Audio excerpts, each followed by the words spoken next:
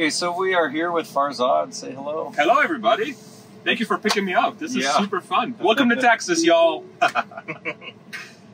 Awesome. Nice, hot, bright, sunny day. Yes, sir.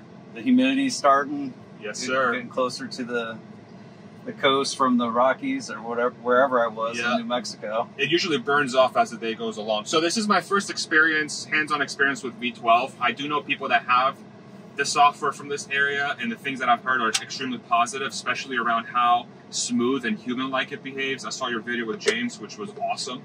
I love that. And so what I'm looking for now is to see how materially different this software is compared to V11. So right away I noticed that it navigated out of a, not the most difficult scenario out of a parking lot, but it navigated out of the parking lot.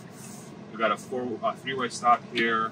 We're going from the supercharger to another commercial building, seeing how it does with this area.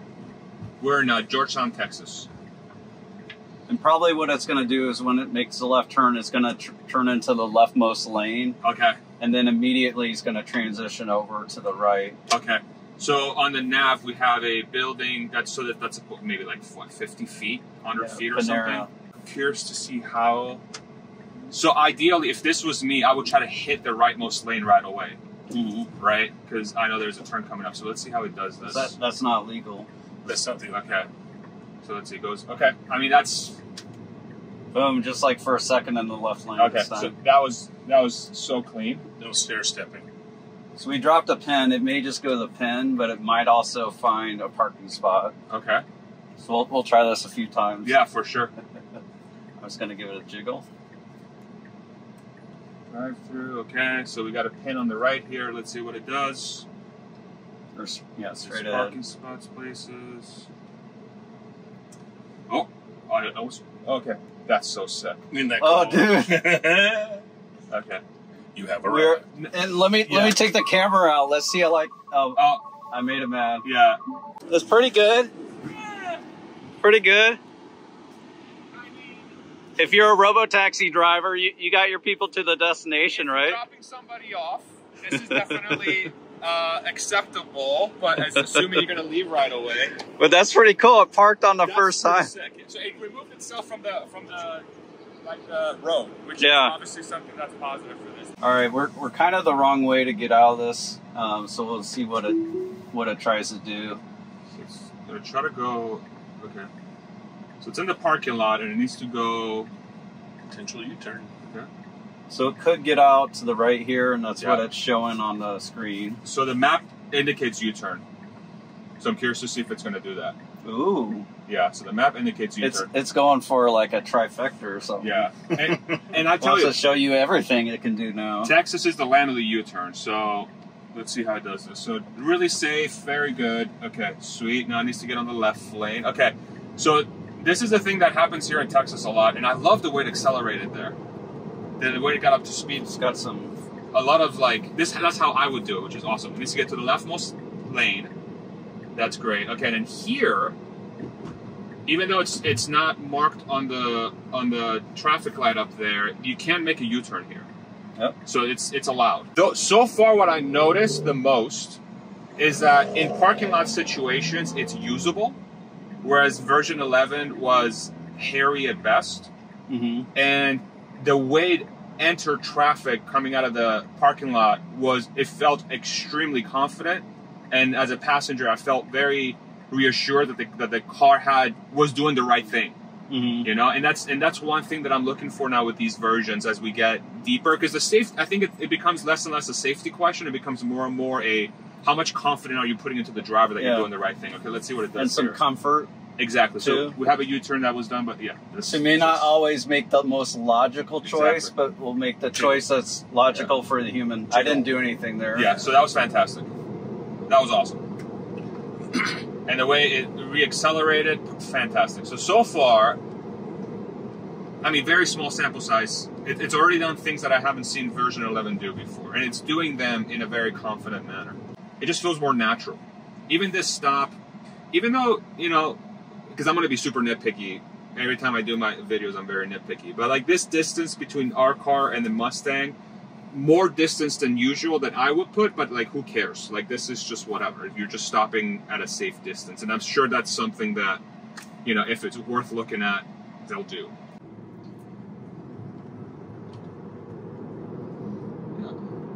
Yeah, the way it I love the way it accelerates. The V12 seems not to freak out as much around pedestrians. Like it gives them a wide berth and respects pedestrians. Yeah.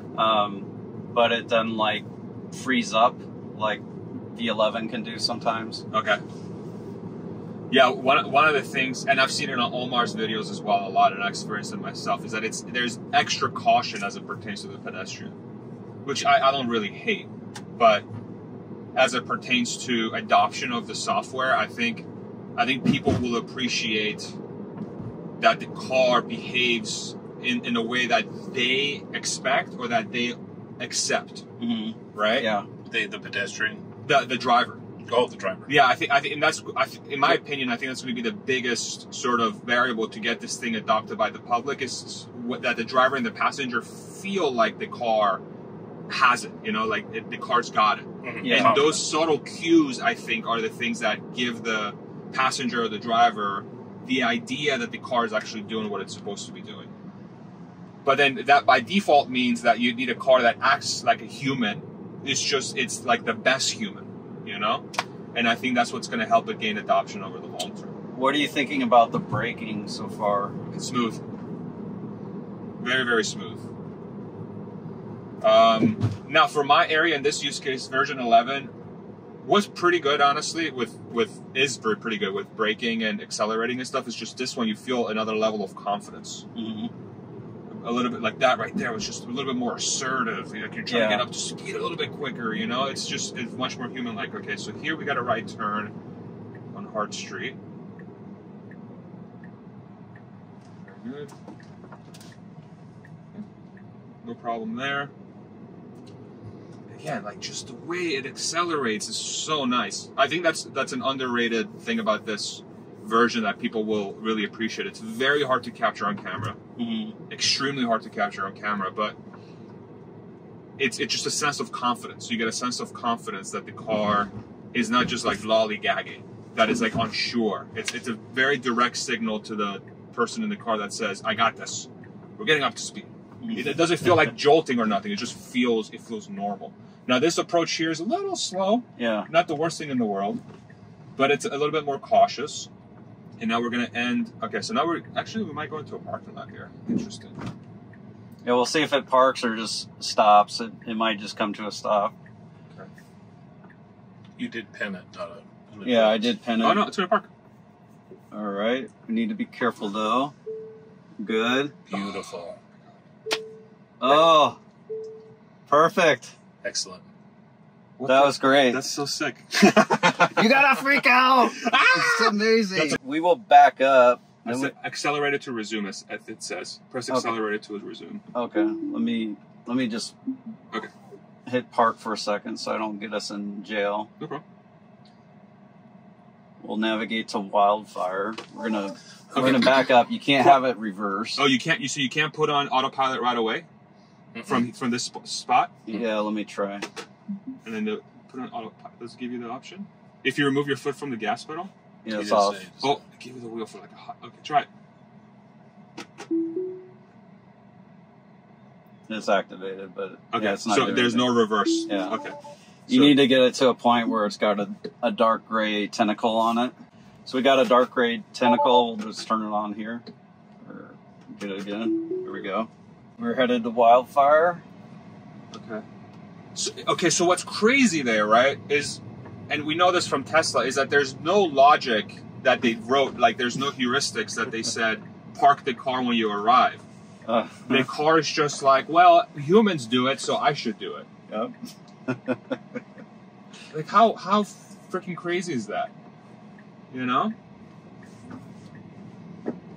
Again, like that, just assertiveness out of the intersection into the road. Underrated. Okay. I don't have it set to auto speed right now. I have it set to basically go up to the speed limit. Okay.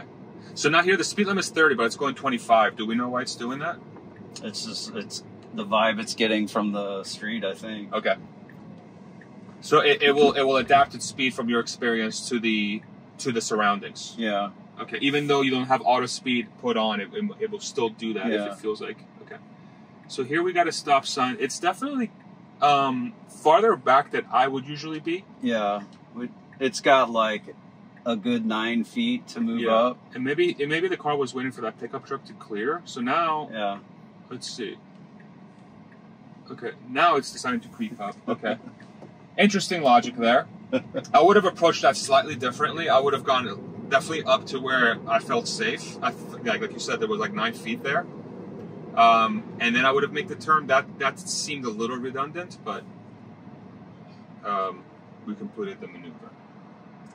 Maybe it's mimicking humans who will like get to that spot and then they'll like look on their phone and like wait and then like finally do something. I don't know. That's hilarious. It's actually likely. I wonder about it. But they'll be able to clean up things in simulations. So like even if humans don't make the ideal or optimal choice, they can add things in simulation where the car has the 8 cameras. Yeah. So it'll be able to see stuff from out of nowhere where the human driver may not have seen it. Yeah. That's a great point. By the way, side note, for those on the camera, this truck has a bumper sticker in the back that says MILF. It says, "Man, I love fishing." Amazing. We got a green arrow. Green arrow, this should be a pretty straightforward maneuver. Beautiful. Keeps to the left lane. Nice and tight. Nice and smooth. Perfect. Smooth. Very, very smooth. Now, now this is going to be interesting because Wildfire is on the left and we're on a 2-lane road. And what I would do here is look for parking. Yep.